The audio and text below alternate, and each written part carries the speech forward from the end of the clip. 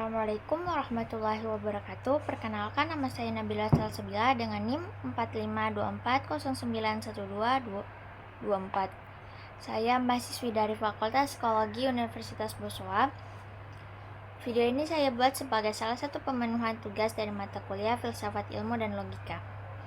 Pada video kali ini saya akan menjelaskan tentang kemajuan ilmu pada zaman kontemporer. Kemajuan ilmu dari masa ke masa itu diibaratkan dengan mata rantai yang tidak putus atau terhubung satu sama lainnya.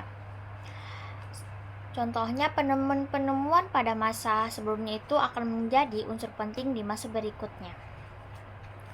Zaman kontemporer sendiri itu mengamati pemanfaatan dan pengembangan lebih lanjut dari rentetan-rentetan sejarah ilmu sebelumnya. Kondisi itulah yang kemudian mengalami percepatan atau bahkan radikalisasi yang tidak jarang berada di luar dugaan manusia itu sendiri. Zaman kontemporer sendiri itu muncul sejak sekitar tahun 1949 hingga pada saat ini. Hal yang membedakan pengamatan tentang ilmu di zaman modern dengan zaman kontemporer itu adalah bahwa pada zaman modern, era perkembangan ilmu yang berawal pada abad ke-15, sedangkan zaman kontemporer memfokuskan sorotannya pada berbagai perkembangan terakhir yang terjadi hingga pada saat ini. Di era kontemporer tidak terlepas dari berbagai penemuan dan dasar-dasar ilmu yang telah ada dan diciptakan oleh para penemu, pakar, atau filosof di masa sebelumnya. Setiap zaman itu memiliki karakteristik tersendiri. Contohnya pada zaman modern itu karakteristiknya terjadi dekonstruksi terhadap teori-teori yang dianggap mapan sebelumnya. Contohnya itu teori dari Kopernikus, heliosentrisme yang menantang teori yang ada sebelumnya, yaitu teori heliosentrisme yang menyatakan bahwa bumi menjadi pusat tata surya. Salah satu karakteristik ilmu pada zaman kontemporer itu adalah membuat deskripsi atau eksposisi tentang perkembangan ilmu di zaman kontemporer, berarti menggambarkan aplikasi ilmu dan teknologi dalam berbagai sektor kehidupan manusia. Ilmu kontemporer sendiri tidak akan segan-segan melakukan dekonstruksi terhadap teori-teori lama untuk kemudian menyodorkan pandangan baru dalam rekonstruksi ilmu yang lebih relevan. Dalam hal inilah penyebutan wacana postmodernisme dalam bidang ilmu dan filsafat menjadi diskursus yang akan cukup banyak ditemukan. Beberapa contoh perkembangan ilmu pada zaman kontemporer itu santri, priai, dan abangan. Ilmu sosial keagamaan di Indonesia, penelitian Clifford Geertz yang dalam bukunya yang berjudul itu The Religion of Java. Ada satu pembahasan yang menarik, yaitu bagaimana hubungan antara struktur-struktur sosial yang ada dalam suatu masyarakat dengan pengorganisasian dan perwujudan simbol-simbol, dan bagaimana para anggota masyarakat mewujudkan adanya integrasi dan disintegrasi dengan cara mengorganisasi dan mewujudkan simbol-simbol tertentu, sehingga perbedaan-perbedaan yang tampak di antara struktur-struktur sosial yang ada dalam masyarakat tersebut hanyalah bersifat komplementer. Tiga lingkungan yang berbeda seperti pedesaan, pasar, dan kantor pemerintahan dengan latar belakang sejarah kebudayaan berbeda juga. Lahirlah abangan, santri, dan priai. Abangan ini tuh biasanya kan pentingnya animistik. Biasanya orang abangan ini dia tuh penganut agama Islam, tetapi dia memuja atau beribadah juga kepada para makhluk halus. Santri lebih menekankan aspek-aspek Islam secara murni, dan priai menekankan aspek-aspek Hindu. Dan biasanya priai ini dia tuh para bangsawan. Walaupun masing-masing merupakan struktur-struktur sosial yang berlainan, tetapi masing-masing saling melengkapi satu sama lainnya dalam mewujudkan adanya sistem sosial Jawa yang berlaku umum di Mojokuto. Inilah sesungguhnya tesis Geertz yang diusahakan untuk diperlihatkan dalam bukunya tadi, yaitu agama bukan hanya memainkan peranan bagi terwujudnya integrasi, tetapi juga memainkan peranan pemecah belah dalam masyarakat.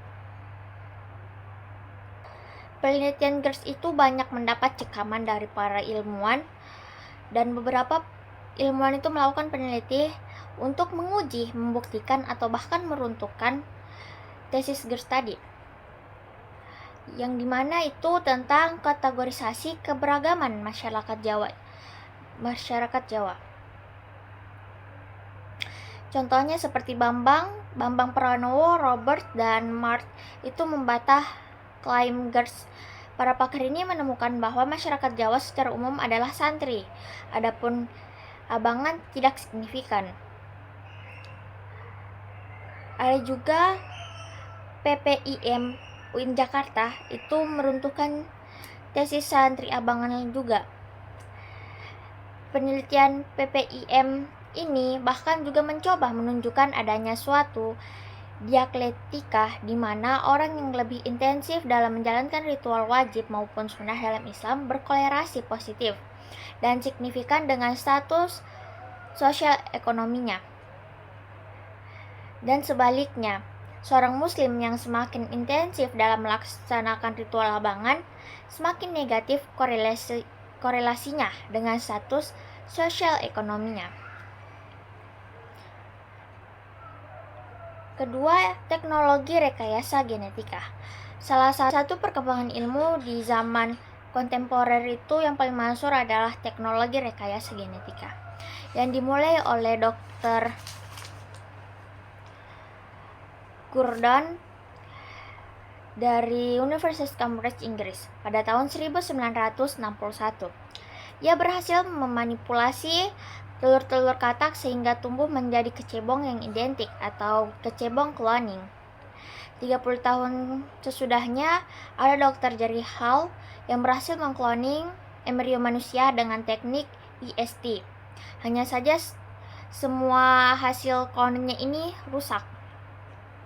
4 tahun kemudian ada Dr. Ian yang berhasil melakukan cloning mamalia pertama dengan kelahiran domba yang diberi nama Dolly dengan teknik SGNT, yaitu mengambil inti sel somatik dari domba jenis tertentu untuk kemudian diinjeksikan ke dalam sel telur domba lainnya.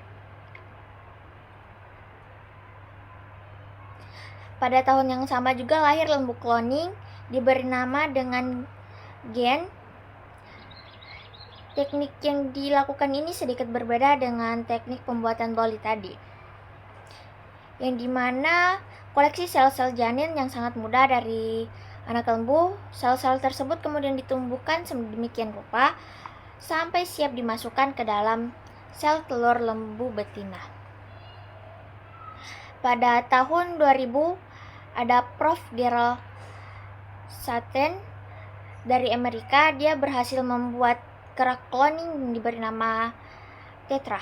Teknik yang dilakukan itu IST dari penyempurnaan teknik Dr. Jerry Hall. Karena keberhasilan para ahli tadi, para ahli juga menggagas untuk melakukan cloning pada manusia, dan gagasan ini menjadi kontroversial. Teknologi informasi. Pada tahun 1937, Howard Aiken menciptakan IBM Mark VII, komputer pertama yang menggunakan tabung vakum dan elektromekanikal. Kemudian UNIVAC menjadi komputer elektronik pertama yang sukses secara komersial pada tahun 1951. Seymour merancang komputer bertransistor sebagai pengganti tabung vakum, memulai tren pembuatan komputer lebih kecil dan cepat. Munculnya ide komputer pribadi bermula di lembah Silicon, California, di mana Steve Jobs dan Steve Wozniak mendirikan Apple Computer dan memperkenalkan Apple II pada tahun 1977. Komputer telah revolusioner dalam ilmu matematika dan teknologi, memperluas kemampuan otak manusia. Kemajuan teknologi terus membawa inovasi dengan produksi model komputer baru setiap tahunnya dengan fitur dan keunggulan yang berbeda. Tren terkini adalah komputer yang semakin kecil dan kompak, dari PC menjadi simputer.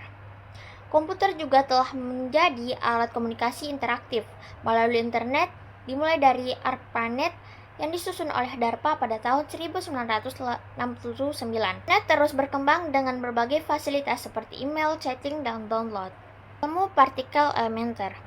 Pada abad ke-5 sebelum Masehi, Demokritus menemukan atom sebagai partikel terkecil, penyusun materi. Namun kemudian ditemukan elektron, proton, dan neutron sebagai partikel dasar dari atom. Sains kemudian mengidentifikasi quarks sebagai bagian dari proton dan neutron, serta foton dan sejumlah neutron lain sebagai partikel subatomik atau elementer. Partikel ini mengatur sifat fisika benda seperti kemampuan konduktor dalam menghantarkan listrik. Teori-teori tentang partikel elementer bisa menghasilkan temuan baru dan memberikan pemahaman tentang struktur materi. Terobosan dalam fisika partikel seperti yang dicapai oleh Gerardus Hopf dan Martinus mendukung model standar yang menjelaskan materi terdiri dari quark, lepton, dan boson.